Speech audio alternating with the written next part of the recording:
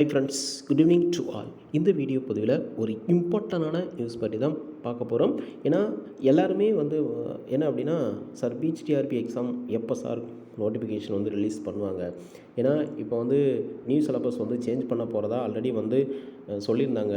Change பண்ணுவாங்களா மாட்டாங்களா, இல்லை ஓல்டு சிலபஸே படிக்கவா அப்படிங்கிற மாதிரி நிறையா டீச்சர்ஸ் கொஷின்ஸ் கேட்டுகிட்டே இருந்தீங்க. நிறைய டீச்சர்ஸ் என்ன அப்படின்னா, நியூ சிலபஸ் வந்ததுக்கப்புறம் நம்ம படிச்சுக்கலாம் அப்படிங்கிற மாதிரிலாம் நிறையா டீச்சர்ஸ் ஸோ இருந்தீங்க.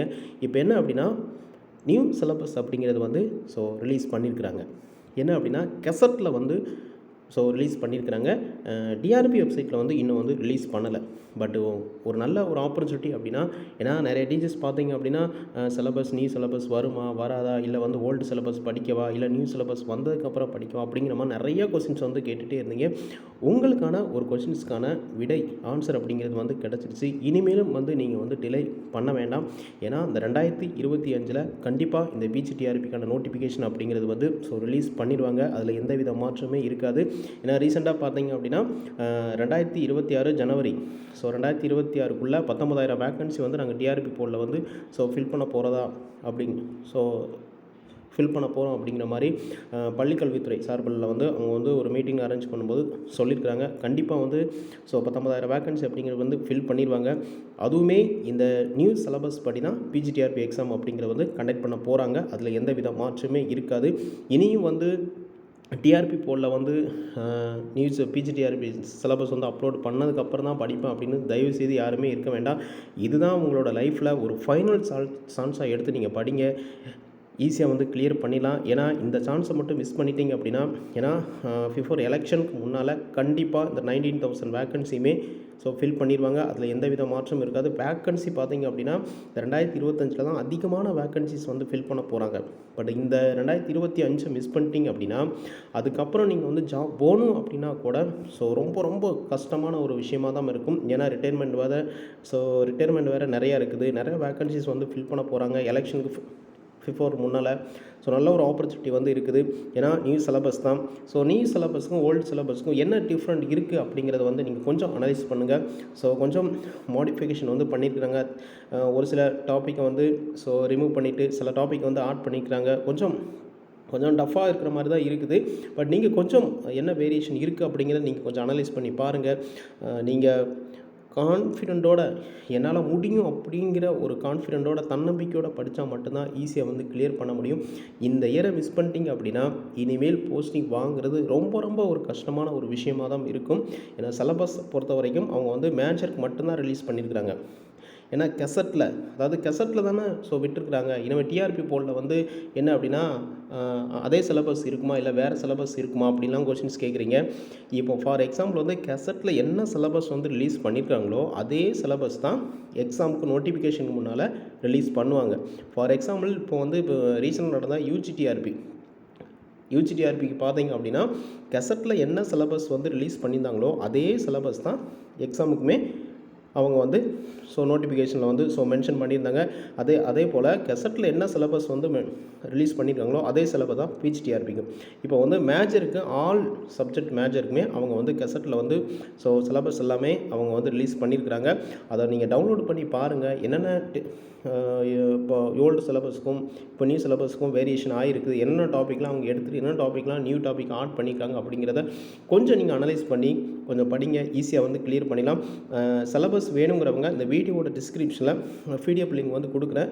வேணுங்கிறவங்க கண்டிப்பாக நீங்கள் டவுன்லோட் பண்ணி என்னென்ன வேரியேஷன்லாம் இருக்குது, என்னென்ன உங்களோட சப்ஜெக்ட் என்னவோ அதை நீங்கள் டவுன்லோட் பண்ணி நீங்கள் பாருங்கள். என்னென்ன வேரியேஷன்லாம் சேஞ்ச் ஆகிருக்கு அப்படிங்கிறத நீங்கள் மென்ஷன் பண்ணி படிக்க ஸ்டார்ட் பண்ணுங்கள். நோட்டிஃபிகேஷன் பிஃபோர் முன்னால் நீங்கள் ஸ்டார்ட் பண்ணால் மட்டும்தான் ஈஸியாக கிளியர் பண்ண முடியும். என்னென்ன சிலபஸே தெரியாமல் இருந்திருந்தோம். அதாவது இப்போ முன்னால் பார்த்தீங்க அப்படின்னா ஓல்டு சிலபஸ் படிக்கவா வேண்டாமா, நியூ சிலபஸ் வந்ததுக்கப்புறம் படிச்சுக்கலாம் அப்படிங்கிற மாதிரிலாம் இருந்தீங்க. இப்போ சிலபஸ் அப்படிங்கிறது நமக்கு 100% தெரிஞ்சிருச்சு. நியூ சிலபஸ் படி தான் வரக்கூடிய எக்ஸாமுக்கு கண்டக்ட் பண்ண போகிறாங்க. அதனால் ஒரு நல்ல ஒரு ஆப்பர்ச்சுனிட்டி. இனிமேலும் டிஆர்பி போல் எப்போ என்ன சொல்கிறது சிலபஸ் அப்லோட் பண்ணுவாங்க அதுக்கப்புறம் நம்ம படிச்சுக்கலாம் அப்படின்னு இருக்கவே இருக்காதிங்க. கெசட்டில் என்ன சிலபஸ் ரிலீஸ் பண்ணியிருக்காங்களோ அதுதான் எக்ஸாமுக்கு. அதில் எந்த வித மாற்றமே கிடையாது. வரக்கூடிய பிஹெச்டிஆர்பி எக்ஸாம் நியூ சிலபஸ் படி தான் கண்டக்ட் பண்ண போகிறாங்க. அதில் எந்த வித மாற்றமும் இல்லை. இப்போ இருந்து நீங்கள் படிக்க ஸ்டார்ட் பண்ணுங்கள்.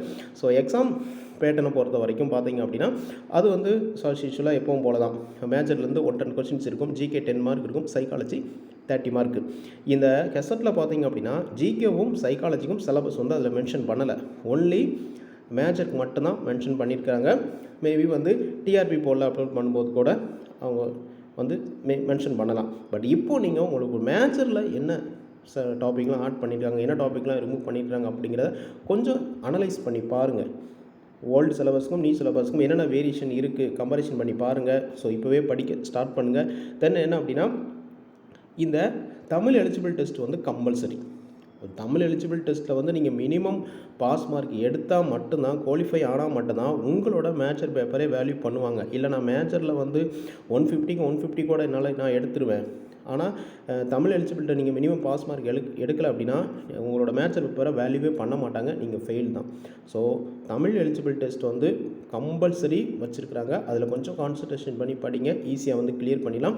ஏஜ் லிமிட்டை பொறுத்த வரைக்கும் நீங்கள் வந்து ஜென்ரல் கேட்டகரியில், அதாவது பொது பிரிவினரில் வரீங்க அப்படின்னா 53 வரைக்கும் நீங்கள் எழுதிங்க. அதாவது 17, அதாவது எப்போ எந்த இயரில் நோட்டிஃபிகேஷன் ரிலீஸ் பண்ணுறாங்களோ 1/7/2000 அந்த இயரில். இப்போ வந்து 2024 பண்ணாங்க அப்படின்னா 1/7, 2025 பண்ணாங்கன்னா 1/7/2025க்குள்ளே நீங்கள் 53 ஜென்ரல் கேட்டகரியில் வரவங்க கம்ப்ளீட் ஆகாமல் இருக்கணும். அதே மாதிரி என்ன அப்படின்னா அதர் கேட்டகரி, அதாவது இட ஒதுக்கீட்டு பிரிவினருக்கு வந்து 58 வரைக்கும் வச்சுருக்குறாங்க. ஸோ 17 அந்த இயரில் நோட்டிஃபிகேஷன் வரும் இல்லையா, அந்த இயரை மென்ஷன் பண்ணும்போது 58 நீங்கள் கம்ப்ளீட் ஆகாமல் இருந்தீங்க அப்படின்னா நீங்கள் வந்து இந்த எக்ஸாமுக்கு வந்து எலிஜிபிள் தான். ஜென்ரல் கேட்டகரியில் வரவங்களுக்கு 53யும் அதர் கேட்டகரியில் வரவங்களுக்கு 58 வரைக்கும் ஏஜ் லிமிட்.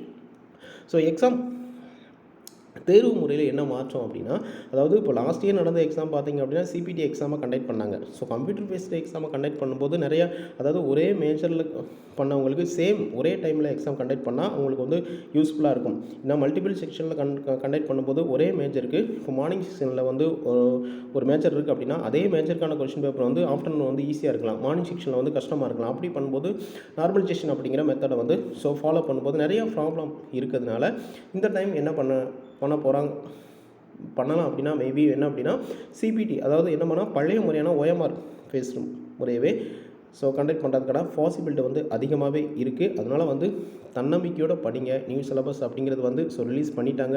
இவ்வளோ நாள் வந்து நியூ சிலபஸ் ஆனதுக்கப்புறம் படிச்சுக்கலாம், இல்லை ஓல்டு சிலபஸ் படிக்கவா, இல்லை நியூ சிலபஸ் படிக்கவா, நியூ சிலபஸ் வந்ததுக்கப்புறம் படிச்சுக்கலாம் அப்படிங்கிற மாதிரி நிறைய டீச்சர்ஸ் வந்து இருந்துகிட்டே இருந்தீங்க. இது ஒரு நல்ல ஒரு ஆப்பர்ச்சுனிட்டி. தன்னம்பிக்கையோடு படித்தா மட்டும்தான் ஈஸியாக வந்து கிளியர் பண்ண முடியும். அது மட்டும் இல்லாமல் ஃபஸ்ட்டு நமக்கு வந்து டெட் நோட்டிஃபிகேஷன் தான் இப்போ வந்து வரப்போகுது. எப்போ வேணாலும் டெட் நோட்டிஃபிகேஷன் வந்து ரிலீஸ் பண்ணலாம், டுடே கூட ரிலீஸ் பண்ணலாம். ஸோ அதனால் வந்து நீங்கள் யாரெல்லாம் டிடிஎட், அதாவது என்ன அப்படின்னா டீச்சர் இன்கம், அதாவது பிஜி வித் பிஎட் பண்ணவங்க கூட டீச்சர் ட்ரைனிங் கம்ப்ளீட் பண்ணியிருப்பீங்க, இல்லை வந்து பிஎட்லாம் இருக்கும். ஸோ அதுலேயே உங்களுக்கு வந்து பேப்பர் 1 பேப்பர் 2 எலிஜிபிள் யாரெல்லாம் இருக்கீங்களோ ஆல்ரெடி வந்து நிறைய டீச்சர்ஸ் வந்து பாஸ் பண்ணியிருப்பீங்க. பாஸ் பண்ணாதவங்க நீங்கள் வந்து இந்த டெட் எக்ஸாமுக்கு ஃபஸ்ட்டு பாஸ் பண்ணிங்க. என்ன அப்படின்னா நீங்கள் பாஸ் பண்ணிட்டீங்க அப்படின்னா, ஃபார் எக்ஸாம்பிள் ஒரு இயரில் பார்த்தீங்க அப்படின்னா உங்களுக்கு வந்து செகண்ட் கிரேட் டீச்சரும் நோட்டிஃபிகேஷன் ரிலீஸ் பண்ணுவாங்க. 2025 செகண்ட் கிரேட் நோட்டீஸும், அதாவது செகண்ட் கிரேட், அதாவது எஸ்ஜிடிக்கான நோட்டிஃபிகேஷன் ரிலீஸ் பண்ணுவாங்க. பேப்பர் 2 பொறுத்த வரைக்கும் பிடிபிஆர்டி பட்டதாரி ஆசிரியர் நோட்டிஃபிகேஷனும் ரிலீஸ் பண்ணுவாங்க. பிஹெச்டிஆர்பி நோட்டிஃபிகேஷன் ரிலீஸ் பண்ணுவாங்க. அப்போது ஒரே இயரில் 3 எக்ஸாம் கால் ஃபார் வரும். ஏதோ ஒன்று உங்களால் வந்து ஈஸியாக அடிக்க முடியும். அப்போது இந்த டெட் எக்ஸாமில் பாஸ் பண்ணால் மட்டும்தான் அது இந்த 2 எக்ஸாம் வந்து பாசிபிலிட்டி ஆக முடியும். ஸோ அதனால் வந்து டெட் எக்ஸாம் நீங்கள் பாஸ் பண்ணிட்டீங்க அப்படின்னா, ஒன் டைம் பாஸ் பண்ணிங்க, லைஃப் டைம் வேலிடிட்டி சர்டிஃபிகேட் நீங்கள் வச்சுக்கிட்டீங்க அப்படின்னா எப்போனாலும் நீங்கள் வந்து இப்போ second grade teacher notification release பண்ணுறாங்களா நீங்கள் வந்து எழுதிக்கலாம். பிடிபிஆர்டி ரிலீஸ் பண்ணுறாங்களா யூஜிடிஆர்பி எழுதிக்கலாம். பிஹெச்டிஆர்பி பண்ணுறாங்களா நீங்கள் எழுதிக்கலாம்.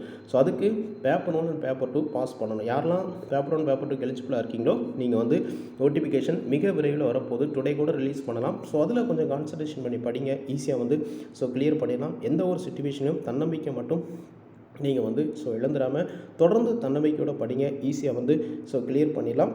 இந்த பிஜிடிஆர்பிக்கான சிலபஸ் பிடிஎஃப் லிங்க் வந்து இந்த வீடியோட டிஸ்கிரிப்ஷன் கொடுக்குறேன், அதை நீங்கள் டவுன்லோட் பண்ணி செக் பண்ணி பாருங்கள்.